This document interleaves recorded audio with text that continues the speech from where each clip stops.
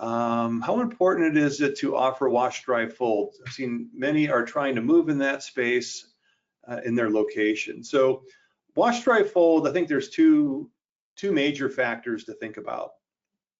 One is sort of your business lifestyle, your business bandwidth. Adding wash, dry, fold adds a definite layer of complexity to operating the business day to day, as you would imagine, right? You've got laundry coming in over the counter.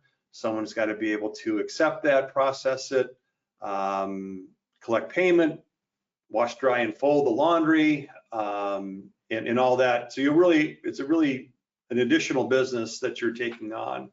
And if you're going to have a delivery component, I would argue that's another layer of complexity on top of the very basics of self-service laundry. So your approach, your time availability, sort of what your upside is for the business would sort of inform that decision. We've got plenty of members that do wash, dry, fold. We have plenty that don't. And to a certain extent, it's based on that sort of desire in terms of level of complexity of the business and the time and energy commitment.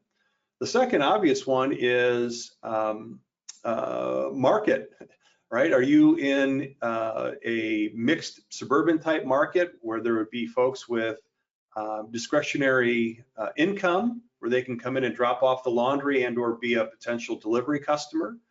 Or are you in the very lowest of low income neighborhoods where the families would not have the ability to sort of have that luxury of having the laundry done for them? I'm oversimplifying that, but you get the point.